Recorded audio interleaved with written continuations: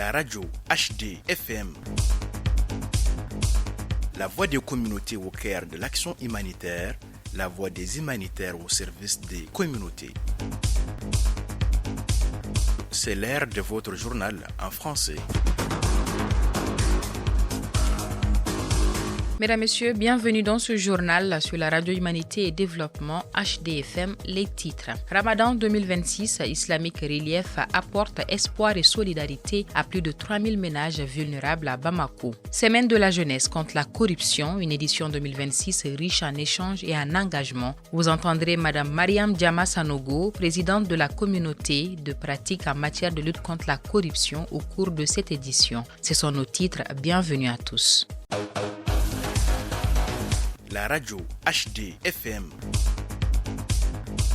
Dans un élan de générosité et de fraternité, Islamic Relief a officiellement lancé à Bamako l'opération Ramadan 2026, une initiative humanitaire majeure en faveur des ménages les plus vulnérables. Au total, 3147 ménages bénéficieront d'une assistance alimentaire essentielle composée de denrées de première nécessité destinées à alléger le fardeau des familles durant ce mois sacré de partage et de solidarité. Le coût total de cette action s'élève à plus de 185 millions de francs CFA. Cette action s'inscrit dans une dynamique de soutien aux communautés fragilisées par les difficultés économiques et traduit l'engagement constant d'Islamic Relief aux côtés des populations maliennes. Les autorités locales et les partenaires communautaires ont salué cette initiative qui vient renforcer les efforts nationaux en matière d'assistance humanitaire, particulièrement en cette période de Ramadan où la solidarité prend tout son sens. On écoute M. Sambou Kamara, président de l'ONG Islamic Relief au Mali, et M. Cheikh Traoré, représentant du ministère des Affaires religieuses et du culte. Nous avons fait le choix cette année de lancer officiellement cette opération sur le site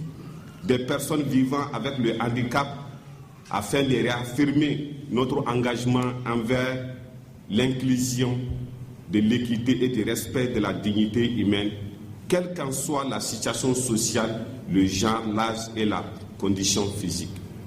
Les actions menées durant les mois de Ramadan, notamment en faveur des familles vulnérables, des orphelins, des personnes déplacées et des nécessités, traduisent de manière éloquente les enseignements de l'islam sur la bienfaisance et la fraternité humaine.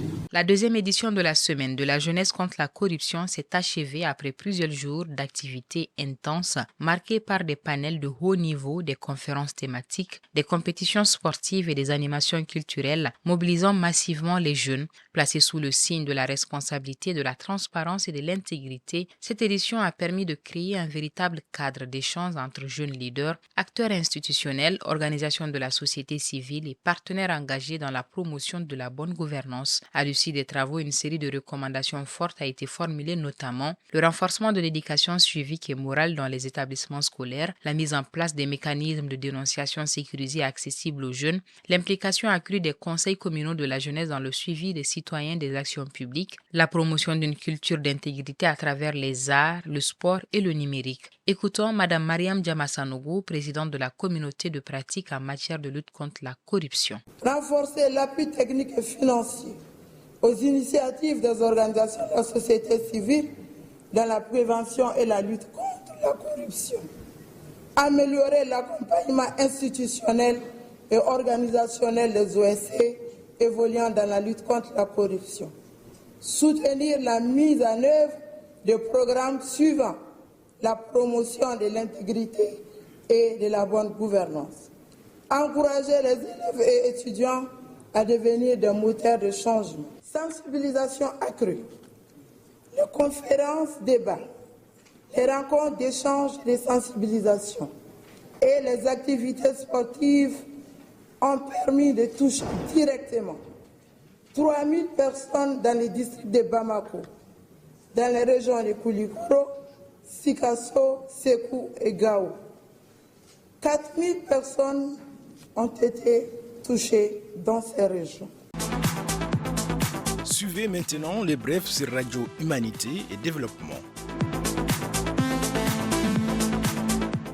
En bref, une séance de sensibilisation s'est tenue dans les 2 centres d'apprentissage du site de Kenewe, dans la commune de Koro, autour d'un thème, l'importance de l'éducation en situation d'urgence avec un accent particulier sur l'éducation des filles au profit des réfugiés. Dans un contexte marqué par les déplacements forcés et les vulnérabilités liées à la crise, ces activités visaient à rappeler que l'éducation demeure un levier essentiel de protection, de stabilité et de résilience pour les enfants en situation d'urgence. Les échanges ont également encouragé la fréquentation régulière des espaces d'apprentissage et promis un accent équitable à l'éducation, notamment pour les filles, souvent plus exposées au risque d'abandon scolaire et de mariage précoce ou de travaux domestiques. Menées de manière participative et adaptées à l'âge des enfants, les séances ont mis un accent particulier sur le droit des filles à apprendre dans un environnement sûr et inclusif. Les animateurs ont abordé les obstacles à la scolarisation et encouragé les enfants à devenir des relais de sensibilisation au sein de leur famille et communauté. 118 enfants ont été touchés, dont 34 filles et 84 garçons. Ces séances ont permis de consolider l'engagement des enfants en faveur de l'éducation et de rappeler que maintenir l'apprentissage comme priorité est essentiel pour préserver l'avenir et l'espoir des jeunes réfugiés. Grâce au projet Empower, Right to Play soutient activement les communautés d'apprentissage des enseignants dans la région de Mopti. Ces espaces collaboratifs permettent aux enseignants de différentes écoles de se retrouver 2 fois par mois afin de partager leurs défis pédagogiques, renforcer leurs compétences professionnelles, améliorer leurs pratiques à travers le Play-Based Learning.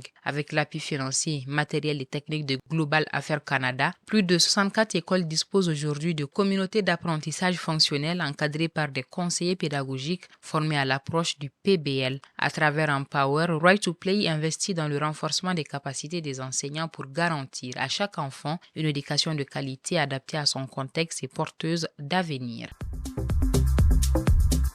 Regard sur le monde, suivez les actualités internationales sur Radio Humanité et Développement.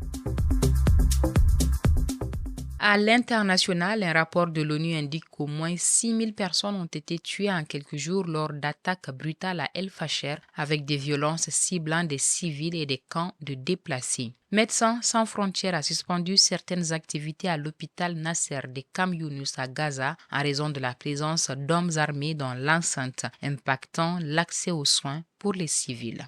Les droits internationaux humanitaires menacés mais toujours pertinents, une analyse récente souligne que bien que régulièrement violé dans les conflits, Gaza, Ukraine, Soudan, RDC, le droit humanitaire international reste un cadre essentiel qu'il faut renforcer. C'est ainsi que s'achève cette édition de votre journal sur Radio Humanité et Développement HTFM. Merci de l'avoir suivi, restez à l'écoute de nos programmes sur les ondes et retrouvez-nous également sur nos différentes plateformes digitales. Cette édition vous a été présentée par Bibata Mamotouré avec la mise en onde assurée par Salim Djouara. À très bientôt sur la Radio Humanité et Développement HDFM. La radio HDFM.